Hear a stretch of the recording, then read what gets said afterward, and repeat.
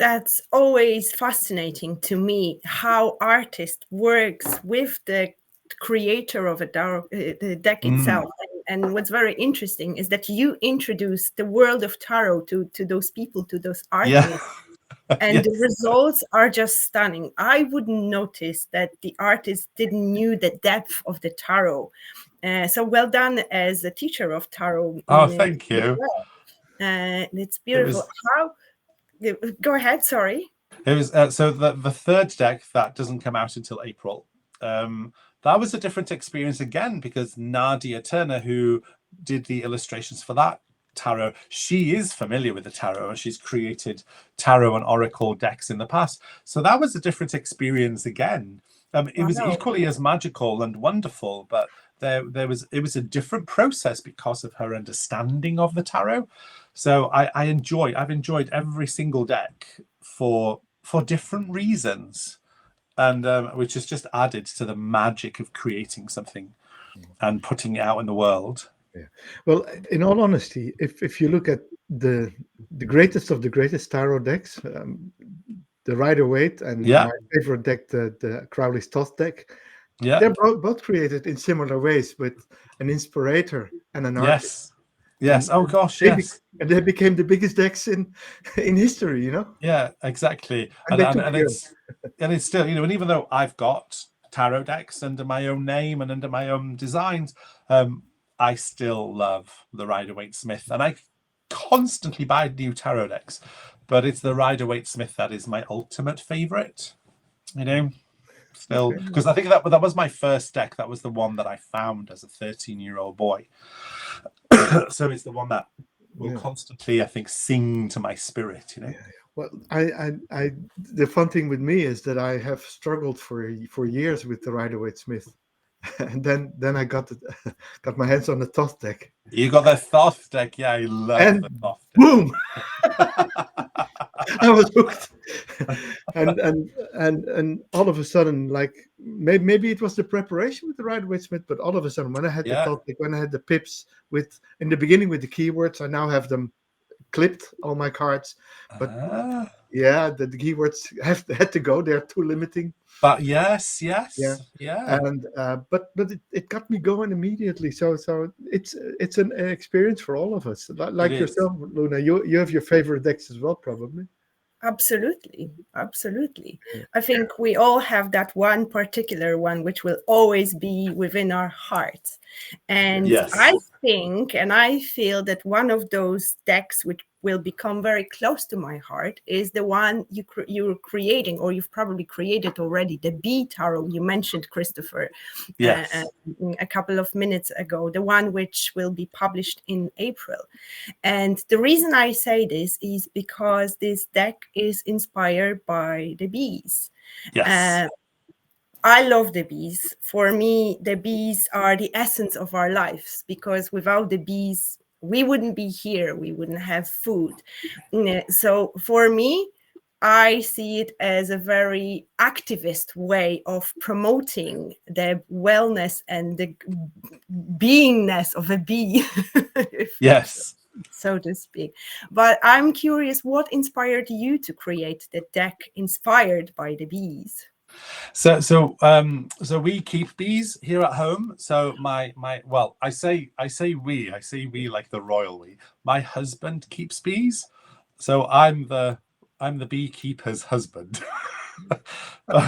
Me too. But bees have always been a part of our lives for the last 23 years, and not only are they a part of our lives, they also connect us to the story of the land that's around us and to this wisdom. And of course, you can apply that wisdom then or make similarities between the wisdom of the bees and the wisdom of spirituality, the wisdom of tarot, of druidry. That wisdom is in the land, and the bees are directly connected to it.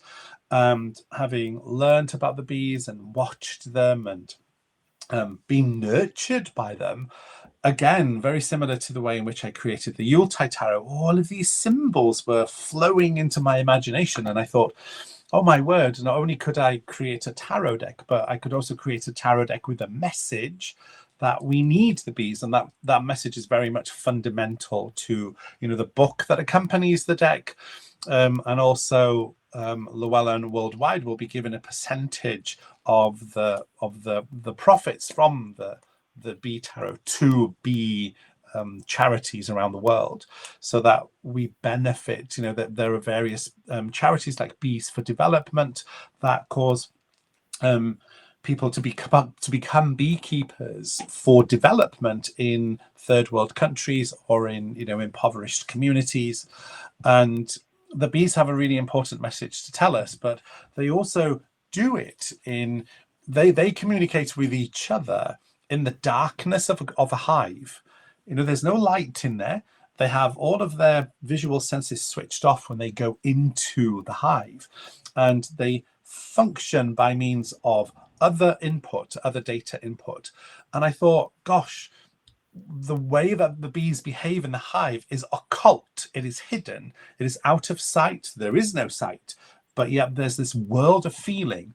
And that's exactly what the tarot is. The tarot is an occult tool. It reveals to us that which is hidden and brings to light that which is hidden or out of sight.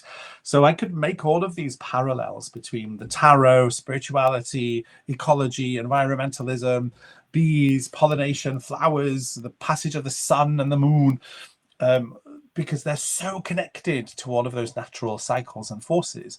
And the relationship between humanity and the bees is absolutely fascinating. For millennia, we've had this profound relationship with the bees.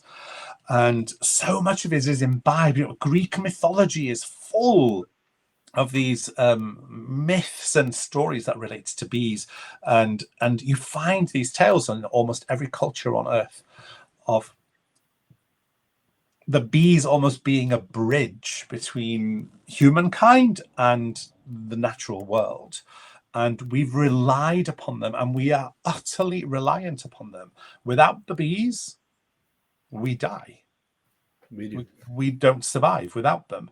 These tiny little insects that the majority of the world's population are barely aware of, or they just think are pests when they come buzzing too close.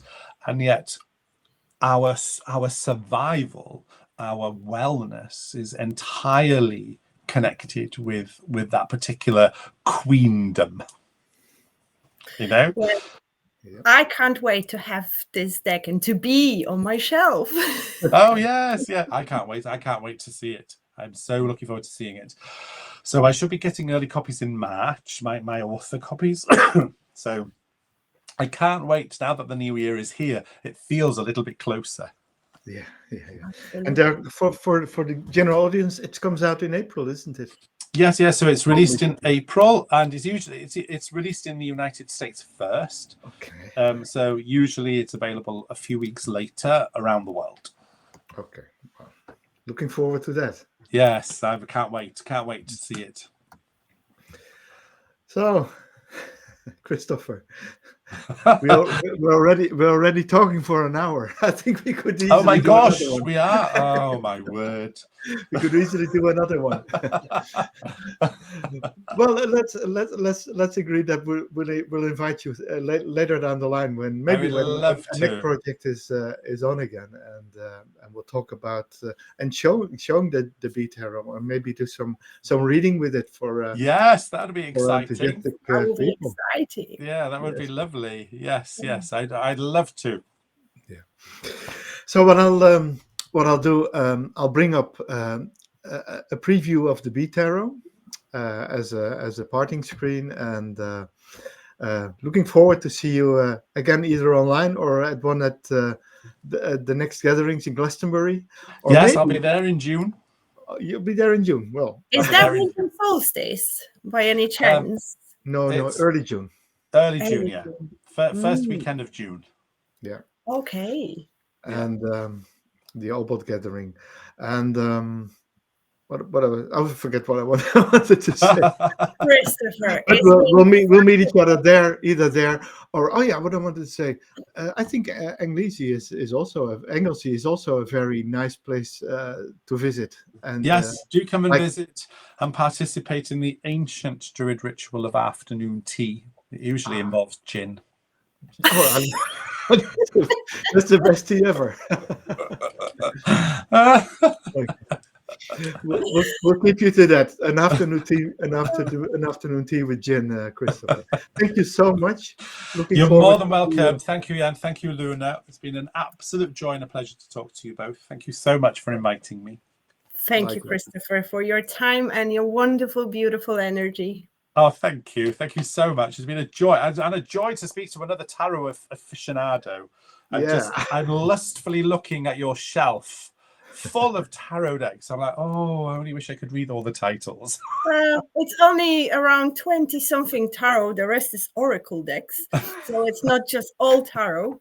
But yeah, it's a pretty big collection. A smorgasbord of oracle and divination and tarot. I love it. Oh, well, we all have our weak spots. That's not a weak spot. I have the same weak spot. So let's consider it a strength. Absolutely. Oh, absolutely. Look at the strength this shelf has to have to hold that. The amount of wisdom it has ready to offer at any given time. What is actually really funny, just by looking at your Celtic tarot, Kristoffer, I realized that this dragon here, I'm not sure if I can move that far, but it's actually a Welsh dragon. It's a little Welsh dragon. Yeah, it is. I realized that only studying your deck today. So thank you for that. That's the part of my altar. I love dragons. Oh, that's lovely. Thank you. Thank you so much for your time and for a wonderful conversation. You're more than welcome. You're more than welcome anytime.